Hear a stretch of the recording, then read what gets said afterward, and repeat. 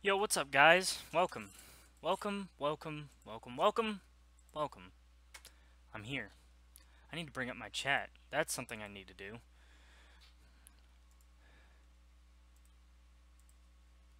Hello.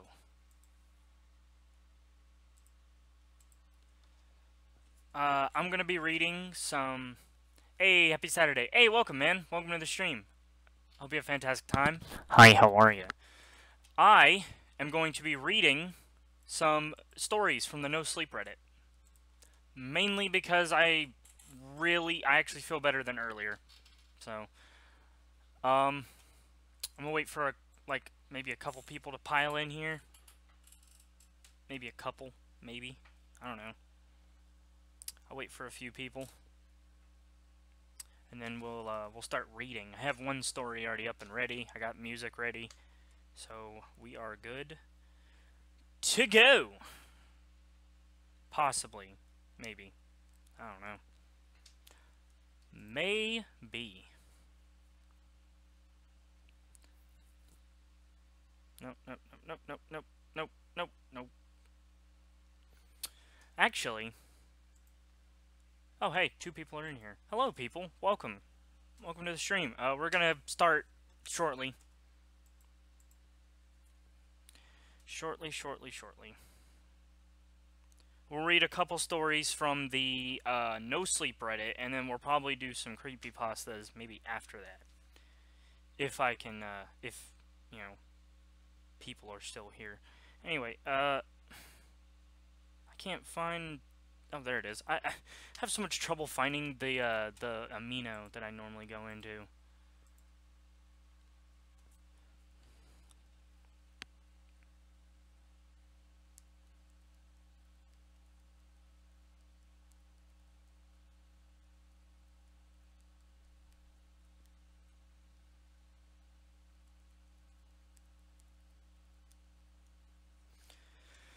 I swear to God, if they say this isn't allowed on this amino, I'm gonna flip my shit. Because they said yesterday creepypastas weren't allowed on the amino, and I'm like, what are you talking about? What do you mean? But anyway, let's go ahead and get into it. Something interesting happened to me 2 days ago. I was like, 4-year-old tried to close it, but when I was done, the upper screen went loose from the bottom. Ooh. Ooh, that's not good. Oof. That's not good. That's no good. I have to bring up my chat, and I'll have to push it off to the side so I can read the story and have the chat up at the same time. Okay, so I'm starting the music now. But the good news is it still works. That's fucking cool. Alright, so the first story I have here is called My Odd Roommate. I found myself lying in bed, wide awake and pondering life. I've never had issues with insomnia until recently. I feel like the music's too fucking loud. There we go. Never had issues with insomnia until recently. I have no idea what caused it. I didn't start on any new medicine or change my diet. Who knows? All I do know is that each night brought in about an intense cycle of restlessness, frustration, tossing and turning, and exhaustion. At least I had my roommate to talk to. Every now and then he would be awake in the late night as well. Being broke college students, we shared a bedroom. Not a bunk bed, thankfully. He usually didn't talk much, but we had a handful of conversations in the wee hours. It would range in topic from the mundane, how well our characters were doing in a video game. Hey Jamie Doom Games, welcome to the stream. To the serious, the global implications of North Korea and South Korea having peace talks. I was extremely tired, but I did have a small desire for one of these conversations. It had been almost a week since we had one. Talking with somebody would surely beat staring at the ceiling. I tried my best to be comfortable and relaxed, but my body was having none of it. My mind was tired to the point of delirium, but my body felt awake enough for the marathon. A familiar voice calls over. Having another rough night? Yeah, I swear, this is the most annoying shit ever, man, I replied back, attempting to hide my happiness at some human interaction to pass the time. Well, bro, I'm kind of awake. You end up talking to that one girl? Our conversation went back and forth from that point. As you can see from the first question, we started discussing my dating life, or lack thereof, and moved on to random topics. With it being so late, I have no idea how long we were talking before the conversation took a weird turn. "I'm so glad to be a part of you. I think we made a great team," he said to me in complete seriousness. Obviously, this caught me off guard. Him and I were very good friends, but why the fuck would he say that he's a part of me? That's pretty damn creepy. Wonder if it's a joke, but he's never been one to joke like that before. Part of me? What do you mean by that, bud? Exactly what I said. We are one and the same. Look, dude, are you trying to be funny? 3 o'clock in the morning is not the best time to deliver your first creepy joke to me. If you're gonna say weird shit, if you're gonna keep saying weird shit, I'm forcing myself to sleep. After I said that, he just stared at me. It was as though he was staring into my soul, as cliche as that sounds. Then the asshole started to mimic me. I threw my hands up in silent frustration at him, and he did the same thing to me. Of course, this pissed me off, so I flipped him the bird, and he did the same to me. At almost the exact same time. Weird. He finally said, "Please stop. Any insult or anger you have towards me is only going to reflect onto you." I don't know if he was trying to egg me on or not, but it worked. Who the fuck are you to give me that psychobabble bullshit after you start saying this weird shit to me out of the blue? Especially in the middle of a late night conversation. If you're trying to be funny, you really need to reevaluate your sense of humor. Hold on.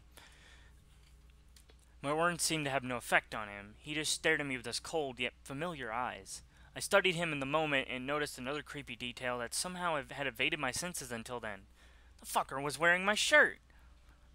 I had a drawer full of old t-shirts that I used as pajamas. Like I said before, I'm a broke college student and I don't have the extra money to spend on luxuries such as pajamas. So I make do with what I have. My anger reached a boiling point. What the fuck? Literally a few hours ago, I thought you were one of the coolest people I knew.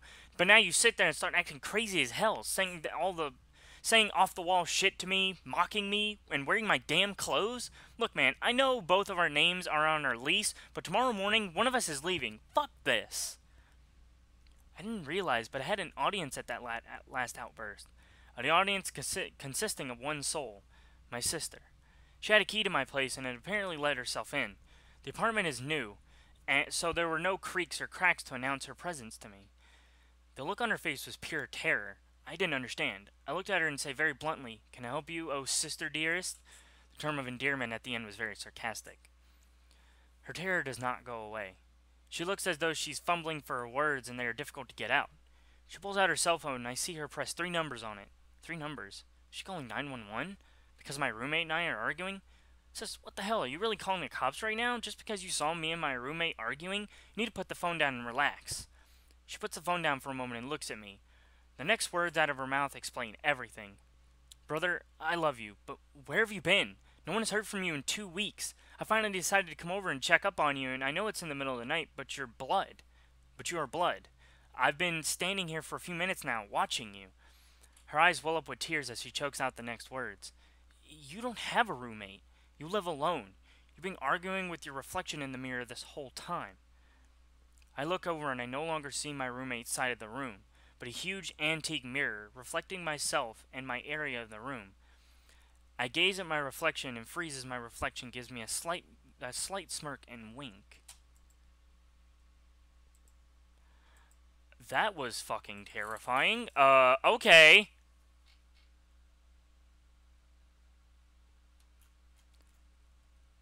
That's fucking disturbing. Oh my god, that's really weird. Like, hearing a story like that reminds me of, like, really old horror stories. Like, the ones where, the ones where something extremely... Hold on, I gotta pause the music. But where something extremely weird happens, and then it's, like, the big reveal that it was never even there, or some weird shit like that. I want to say I see it coming, but still made my eyes pop at the end. Very well written. Thought the roommate would be a dead body. Oh wow, now that is creepy. Does the reflection pay half the rent? These people in their fucking... What the fuck?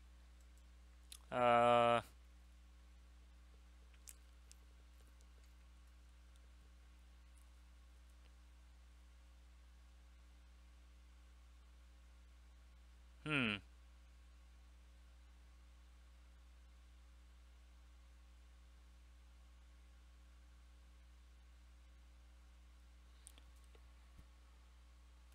Okay. So, this next story is called I Can't Leave This Stretch of the Sidewalk. Hi, R NoSleep. Things aren't making sense, and I'm wondering if any of you might be able to help me. Today was like any other day, until 10 minutes ago. Hold on, I gotta pull up that. Got ready, and walked 20 minutes to work. Said hi to Charlotte, the receptionist, and Wesley, the only coworker who I consider a friend. I didn't notice until later, but both of them seemed a bit on edge. I worked all morning, and while I didn't think it was odd at this time, I didn't see or hear any of my coworkers for the entire morning. The clock finally struck 12, signaling the start of my lunch break. On my way out, I went to say bye to Wesley. He usually eats at his desk. He stared at his computer and didn't respond. I decided not to bother him and left. Charlotte didn't look up or acknowledge me when I passed her desk. At the subway across the street, it took several minutes to get someone to come out of the back and help me. The third time I rang the bell, I was about to leave. The clerk poked her head out of the back and curtly said, "We're closed." I was a little offended, but since there was nowhere else nearby and I didn't have a car, I decided I'd just see what snacks we had in the break room. When I arrived at the office, Charlotte, Wesley, and all my other coworkers were nowhere to be found. I thought it was odd. I hadn't seen any of them leave. I found some stale granola bars in a drawer next to the coffee machine and browsed Reddit on my phone while I ate them. When my lunch break ended, I went back to work. My coworkers didn't return after lunch. My worry only increased as the clock struck 2, then 3. I just assumed there was some reason they weren't back yet. I sent the boss an email. "Hi, Steven. I've noticed that nobody's at the office. Is there an event I missed the email about? Sincerely, John."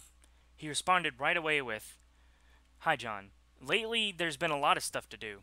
Even I had to stay late. All of us need to pitch in to get it all done. Very soon, overtime would become the norm. Everyone needs to contribute. The next couple of days are going to be busy. On their days off, people might need to come in, but when it's done, there could be bonuses on top of the overtime pay. Sincerely, Stephen McGill." I was confused by the cryptic nature of the email. He didn't answer my question, so I assumed there was a reason for it and didn't follow up. For a moment, I worried that he might have had a stroke or something, but I didn't know where he was to call 911. By the time 5 o'clock came, I was seriously worried, but looking forward to getting home and unwinding. I instinctively said bye to Charlotte's empty desk on my way out and began walking home. There's an abandoned house on my street. I remembered there was a single man who lived there when I moved in, and I remember noticing that he wasn't there anymore a year or two ago.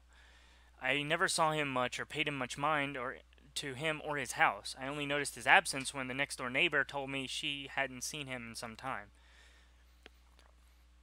The house was small and run down, siding covered in chipped white paint.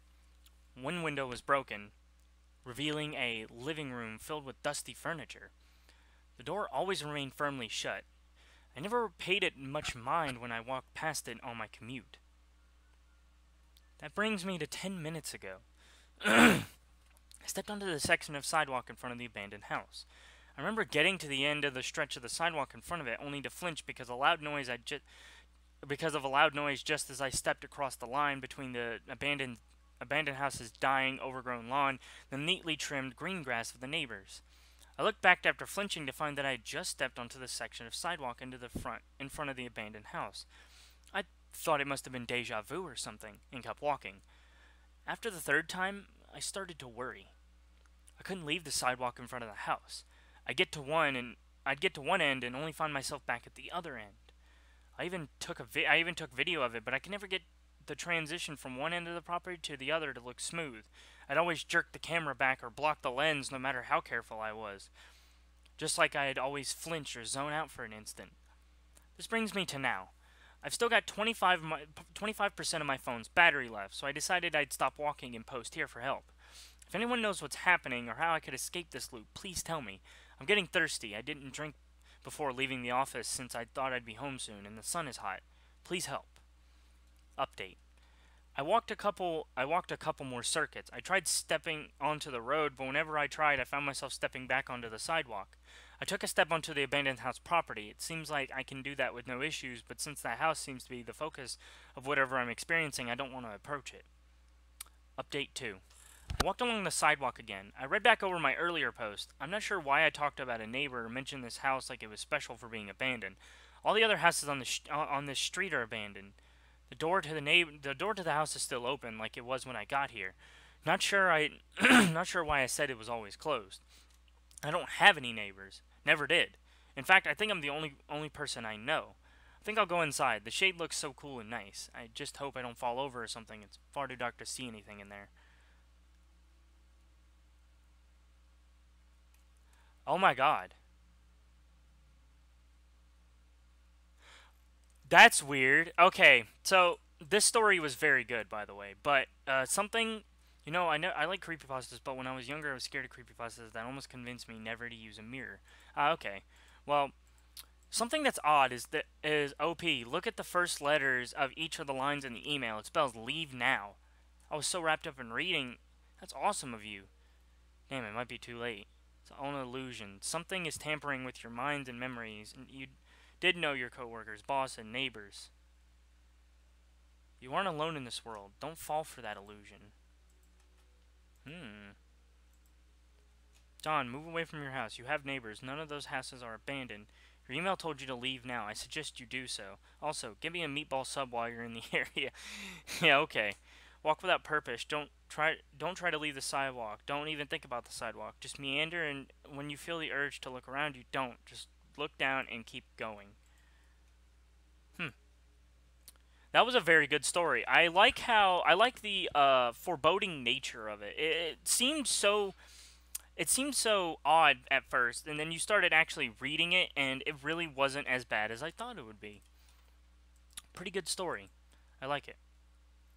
Wait, I didn't hit update. Hold on. Horror stories. I didn't hit update on my thing, so that's probably why people aren't seeing the correct thing. But alright, so that was a good story. I'm gonna find another one, and then we will continue. I'm gonna bring up my chat so I can, easily switch between them. My phone? What's this one?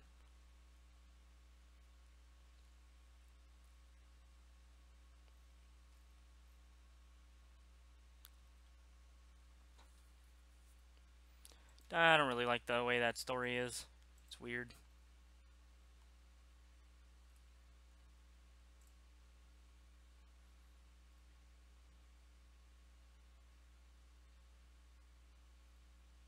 Hmm. Mirror, mirror.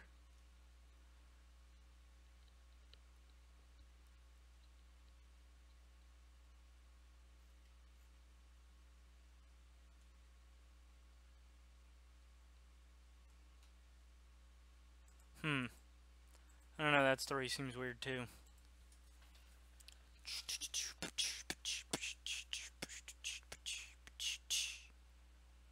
Little girl dressed in white.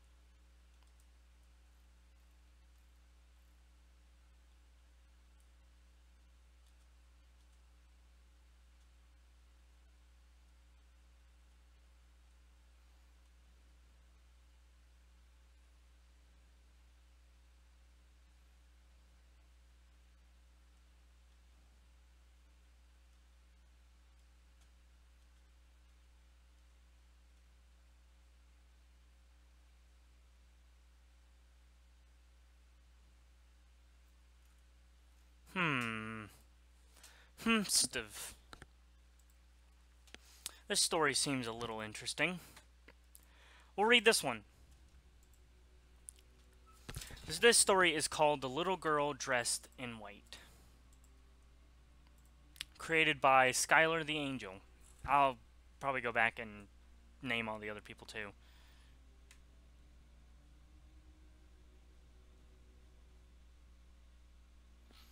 I was driving along the outskirts of Chicago through a small town which I will not name when this particular event happened. I was driving across an almost empty motorway that was in the middle of nowhere. The road was completely lack of light, and even with my headlights on, I could hardly see a thing. Suddenly, I felt my phone vibrate. I knew I shouldn't have had my phone on the road, but no one was about, and I was fairly sure I wouldn't get into a car accident. It was a text message from an anonymous number. Beware of the little girl dressed in white. If you encounter her, run, and don't try to put up a fight. I chuckled to myself and blocked the number. It was probably just some obtuse teenager who thought it'd be fun to annoy random people. I looked for my phone and saw a figure on the road. I stomped on my brakes, and my car screeched to a halt, luckily just in front of the figure. I sighed, my heart thumping unimaginably fast. I studied the figure and realized it was a little girl. Coincidentally, the girl wore a pure, brilliant white, bridesmaid-like dress. She had a beautiful, white, frilled butterfly clip fastened to her attractive golden locks. The girl stood still, and her hazel eyes bore into my own. I began to feel a little unnerved, but concluded her lack of movement to pure shock. I mean, the poor child nearly lost her life, so I ought to cut her some slack. What's going on? Hey, I'm back. What's going on? I'm reading NoSleep stories. My guy. So this story's called A Little Girl Dressed in White. Basically, guy was going down a road, and then his phone vibrated, telling him to beware of a little girl.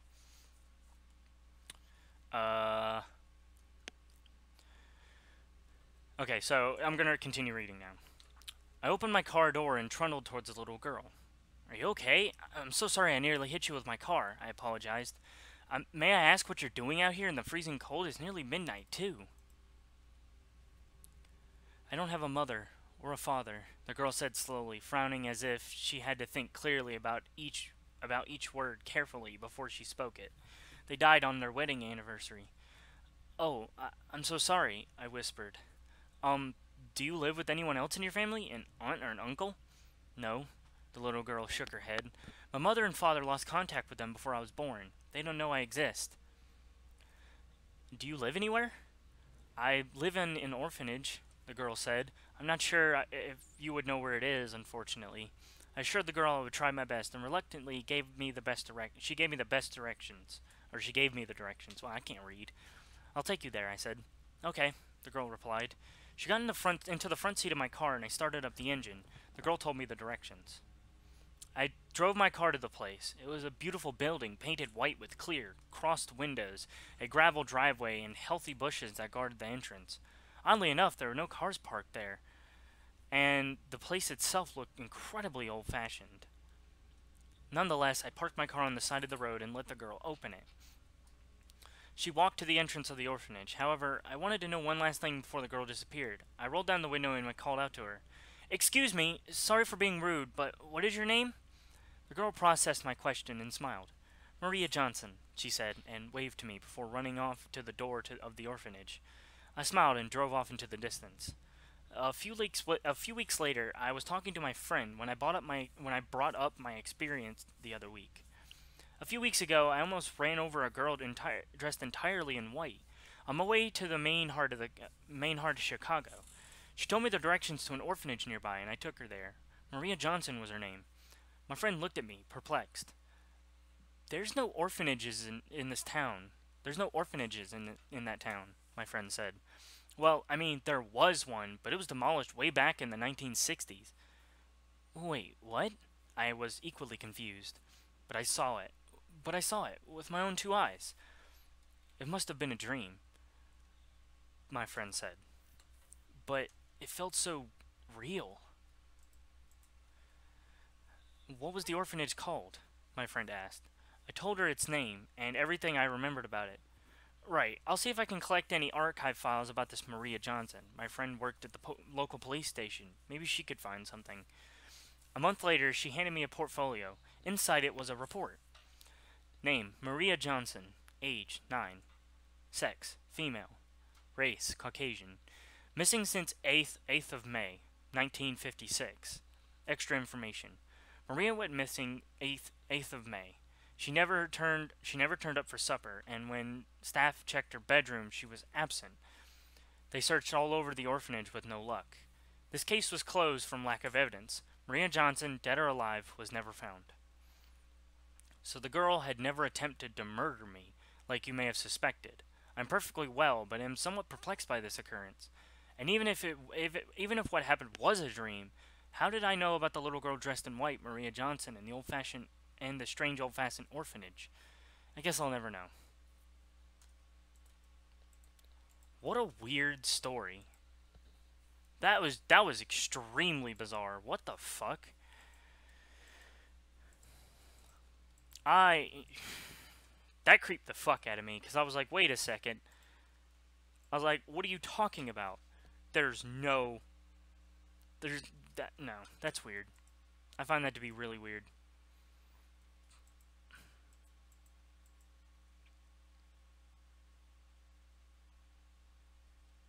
Hmm. Hmm. Hmm.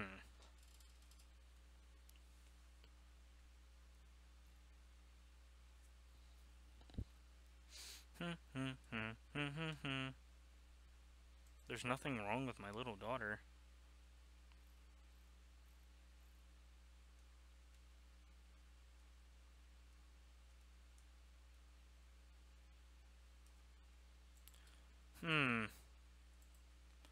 Stuff. Met my boyfriend on Craigslist.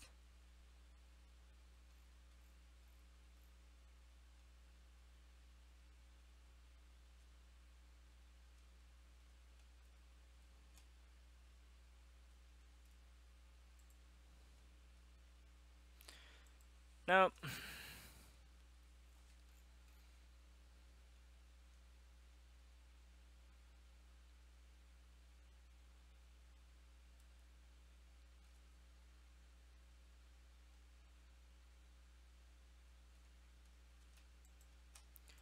Nah, that story's kind of weird too.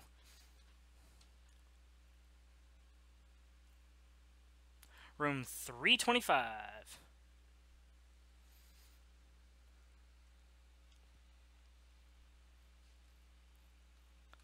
This one's a really long one.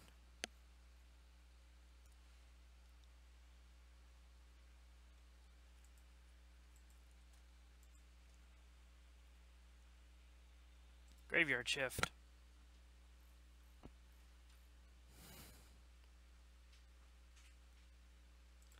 John Doe.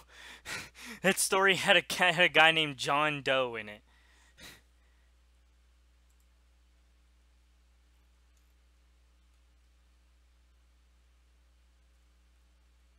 Okay, this story seems pretty fucking cool.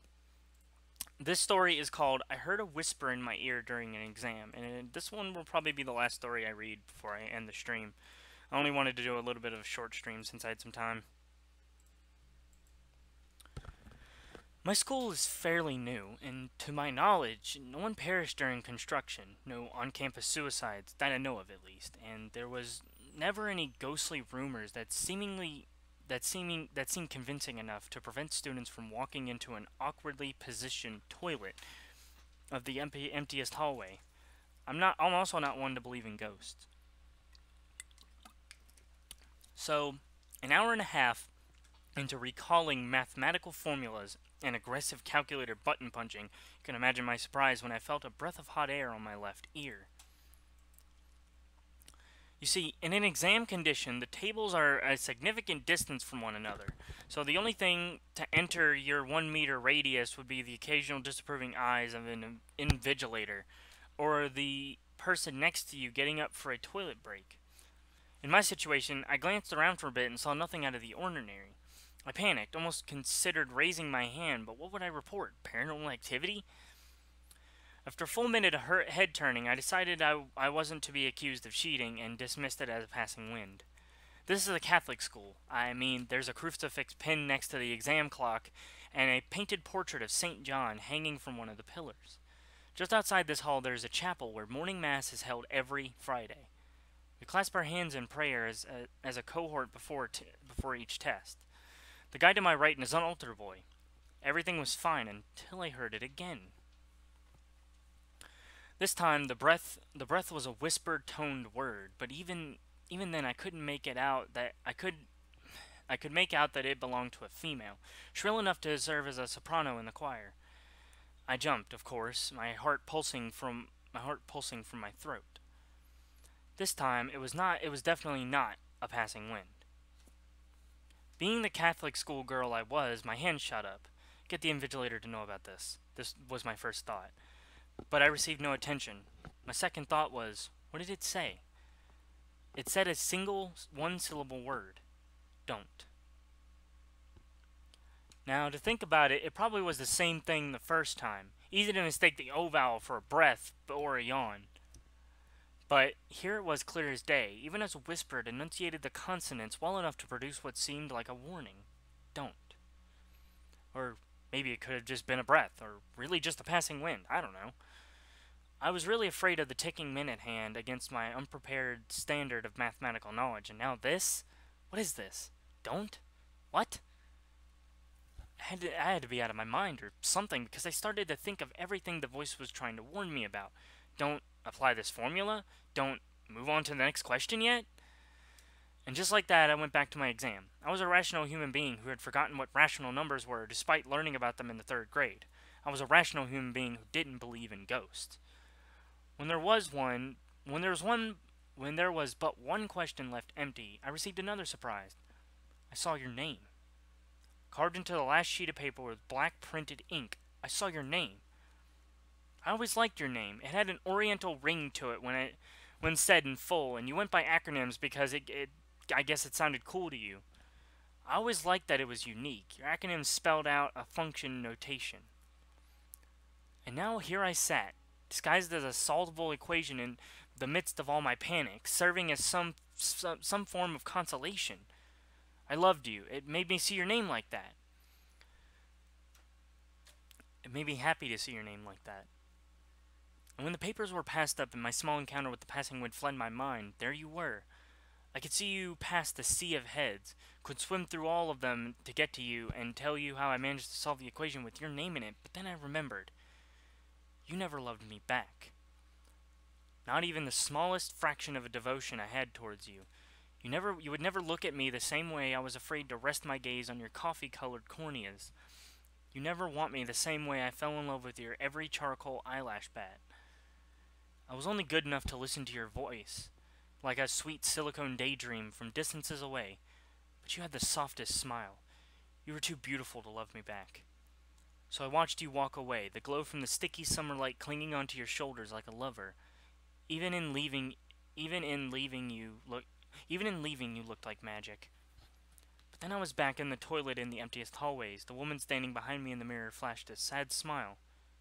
Don't.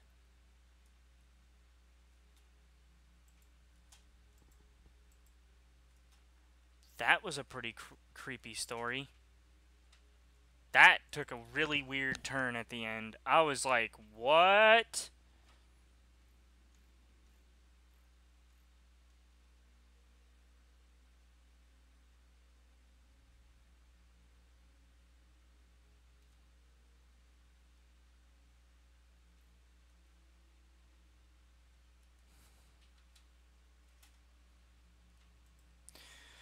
Okay, so yeah, that'll be about it. I do have another story which I will bookmark for later, but you know, if you guys did enjoy, make sure you guys leave a like, comment, subscribe. Make sure to hit the bell because I've heard a lot of people not knowing when I post or when I stream.